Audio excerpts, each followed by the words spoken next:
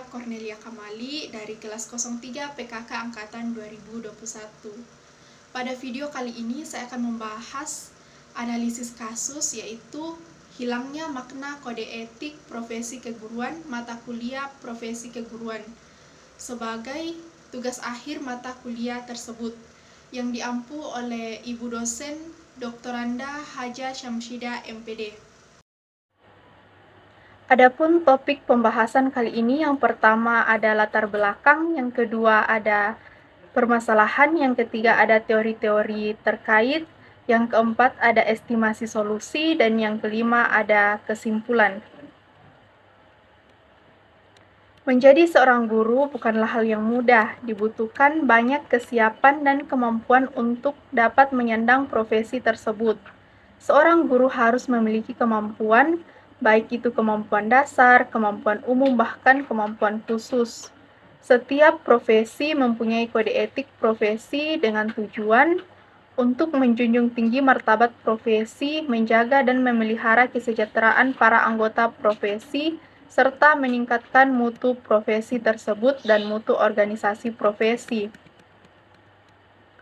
Kode etik guru di Indonesia dapat dirumuskan sebagai himpunan nilai-nilai dari norma-norma profesi guru yang tersusun dengan baik dan sistematis dalam suatu sistem yang utuh dan bulat pada umumnya.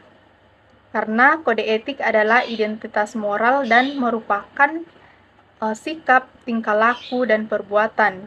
Maka dari itu, ada sanksi terhadap pelanggaran kode etik profesi keguruan jika dilanggar. Dengan demikian, guru akan melaksanakan dan mematuhi kode etik profesi yang sudah ditetapkan oleh organisasi profesi keguruan. Namun, pada kenyataannya masih banyak guru belum memahami dan mengamalkan kode etik profesi keguruan. Hal ini dibuktikan dengan banyaknya kasus pelanggaran kode etik yang dilakukan oleh guru, mulai dari kasus kekerasan hingga korupsi, bahkan kasus pelecehan seksual. Kasus ini menyebabkan hancurnya moral guru sebagai pendidik yang menodai pendidikan di Indonesia. Sebagaimana kita telah ketahui, fungsi dan kode etik profesi keguruan di Indonesia pada kenyataannya masih sangat jauh dari konsep dan teori-teori dari kode etik itu sendiri. Pasalnya, masih banyak oknum guru yang masih belum mematuhi dan mengamalkan kode etik sebagaimana mestinya. Hal ini dibuktikan dengan banyaknya kasus pelanggaran kode etik profesi yang dilakukan oleh oknum guru, sehingga menodai pendidikan di Indonesia. Salah satu pelanggaran kode etik profesi adalah pelecehan seksual yang dilakukan oleh oknum guru terhadap muridnya. Kasus pelecehan seksual merupakan cerminan dari ketidakpatuhan seorang guru terhadap kode etik profesi keguruan, seakan menganggap kode etik sebagai pedoman sikap, tingkah laku, dan perbuatan seorang guru lenyap begitu saja, sebab tidak ada penerapan dalam menjalankan ke profesi guru di kehidupan sehari-hari. Menurut data yang dikumpulkan oleh Pusat Data dan Pusat Informasi Komisi Perlindungan Anak di Indonesia, sebesar 42-58% dari pelanggaran hak anak itu katanya merupakan kejahatan seksual terhadap anak. Selebihnya adalah kekerasan fisik dan penelantaran anak. Kasus lain adalah pelecehan seksual yang dilakukan oleh seorang ustadz kepada santriwati yang sudah berlangsung sejak 2016 silam, namun baru terkuak pada Juni 2021 dari paparan data Komnas Anak tersebut menjadi fakta yang sangat miris yang terjadi di ranah pendidikan. Maka dari guru yang seharusnya menjadi teladan yang baik menjadi tercoreng akibat tindakan-tindakan amoral yang dilakukan oleh oknum guru tersebut. Hal ini bisa terjadi karena guru sudah tidak memiliki kompetensi kemampuan dasar, yakni kemampuan pribadi. Selain kasus pelecehan seksual, ditambah lagi dengan ketersediaan seorang guru dalam melaksanakan tugas utama guru yang kurang maksimal. Fenomena ini jika kita kaitkan dengan kode etik profesi keguruan sangatlah menyimpang dengan makna yang terkandung pada kode etik guru bagian 2 pasal 2, yaitu tentang kewajiban guru terhadap peserta didik. Kasus ini terjadi di kelas. Biasanya ketika pelajaran guru masuk kelas sedikit menyampaikan materi, setelah itu ditinggal peserta didik dan diberikan tugas. Nah, dari kedua kasus pelanggaran kode etik ini dapat kita simpulkan bahwa ketaatan guru dalam mengamalkan kode etik profesi guru Indonesia masih lemah. Nah, lemahnya ketaatan guru terhadap kode etik akibatnya dari kurangnya penegakan kode etik profesi guru di Indonesia.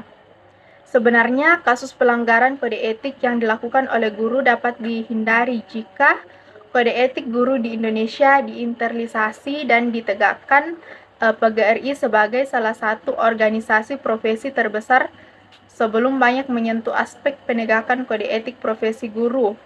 Namun, kenyataannya masih banyak kasus pelanggaran kode etik guru dalam dunia pendidikan. Di tengah kasus penyimpangan profesi oleh oknum guru, kita belum pernah mendengar adanya penegakan kode etik guru oleh PGRI atau asosiasi guru lainnya terhadap oknum guru. Selalunya yang menangani adalah penegak hukum oleh pihak yang berwenang dan berwajib. Namun, belum pernah terdengar adanya sanksi dari Dewan Kehormatan Guru di Indonesia atau berbagai kasus hukum yang jelas melanggar kode etik guru dan menodai pendidikan di Indonesia. Adapun teori yang terkait dengan kasus yang dibahas yaitu yang pertama, menurut Undang-Undang Nomor 8 Tahun 1974 tentang Pokok-pokok Kepegawaian, kode etik adalah pedoman sikap, tingkah laku, dan perbuatan di dalam dan di luar kedinasan. Yang kedua, menurut Prof. Dr. Sebakti SH dalam tulisannya yang berjudul Etika Bentuk Hukum, kode etik profesi berupa norma-norma yang harus diindahkan oleh orang-orang yang menjalankan tugas profesi tersebut.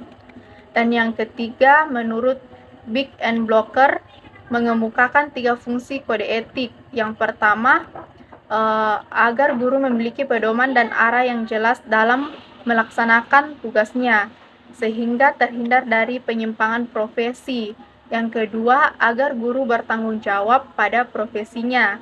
Dan yang ketiga, agar profesi guru terhindar dari perpecahan dan pertentangan internal.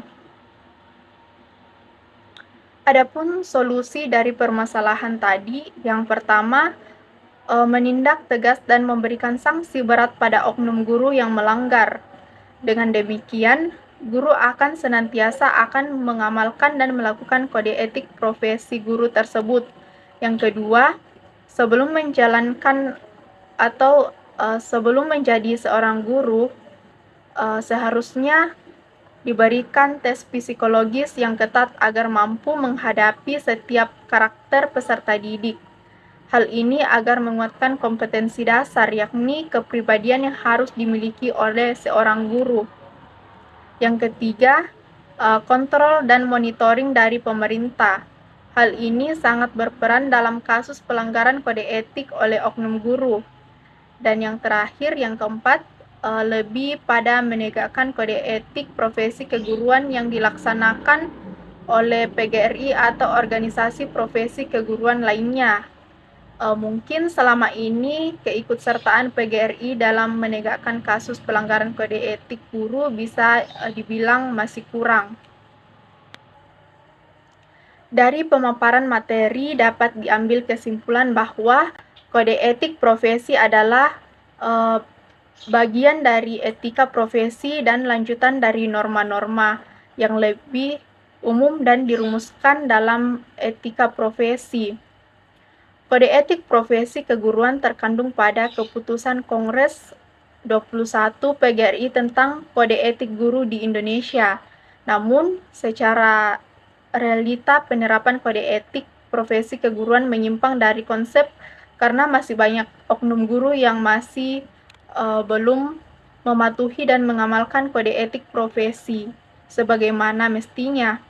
Hal ini dibuktikan dengan banyaknya kasus pelanggaran kode etik profesi yang dilakukan oleh beberapa oknum guru. Solusi dari permasalahan ini yaitu menindak tegas dan memberikan sanksi berat terhadap oknum guru yang melakukan penyimpangan kode etik, serta perlu adanya penegakan kode etik profesi keguruan agar dapat menguatkan makna dan nilai-nilai yang terkandung dalam kode etik profesi keguruan, serta diperlukan kontrol dan monitoring dari pemerintah pusat dan pemerintah daerah. Demikianlah pemaparan materi dari saya, lebih dan kurangnya mohon dimaafkan. Akhir kata, terima kasih.